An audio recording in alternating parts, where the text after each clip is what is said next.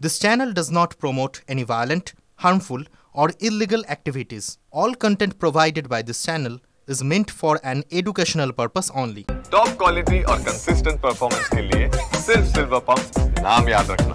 ঠেলায় না পড়লে বিড়াল গাছে ওঠে না।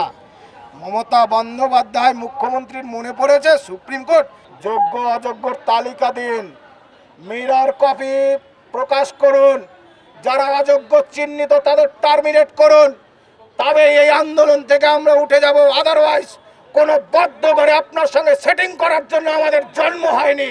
আগে কনফার্ম করুক কারা যোগ্য কারা অযোগ্য, যোগ্যরা স্কুলে যাবে, আগে যোগ্যদের করুক, তালিকা বের করুক, তারপরে আমরা স্কুলে যাব। বাস উনি তো ভাবছেন, অনেকদিন থেকে এরকম ভাবছে, সবসময় বলছেন আমি ভাবছি। কখন ভাববেন উনি?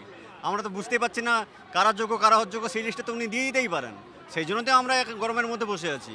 এটা দিতে উনার এত কষ্ট কেন বুঝতে পারছি না।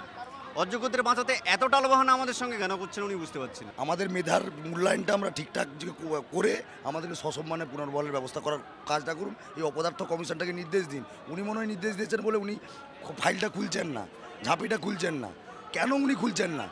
ওনার কাছে কি আছে লুকানো জিনিস? 1 বছর ধরে তো আমরা চিন্তা না করে ওনার ওপর ভরসা করে ছিলাম।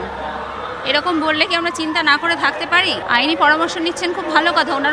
ওনার ওপরে আমাদের সকলের আস্থা আছে। উনি আমাদের রাজ্যের মুখ্যমন্ত্রী, ওনার ওপর আস্থা থাকবে না তো কার ওপরে থাকবে? কিন্তু ওনার কথা আর কাজের মধ্যে যদি একটু সামান্য মিল পাওয়া যেত না, খুব ভালো হতো। সেই মিলটা আমরা পাচ্ছি না, ফলে আস্থার জায়গাটা একটু কোথাও চুকে যাচ্ছে। এমনই বিচার হলো, যারা অযোগ্য তাদেরও গেল, যারা এই অযোগ্যগুলোকে টাকা নিয়ে ঢোকালো তাদের কিছু হলো না, তারা বহাল তবিয়াতে বেঁচে রইলো। আর কারা বলি হলাম আমরা। আজকে যদি আমরা আন্দোলন না করি, কালকেই তো একটা অর্ডার দিয়ে বলে দেবে তোমাদের চাকরি ডিসমিস হয়ে গেছে। তাই আমাদেরকে এই আন্দোলনের রাস্তা থেকে সরার কোনো উপায় নেই। আমাদেরকে আন্দোলনের রাস্তায় থাকতে হবে যতক্ষণ না সরকার তার প্রতিশ্রুতি মতো আমাদের কোনো ব্যবস্থা করে।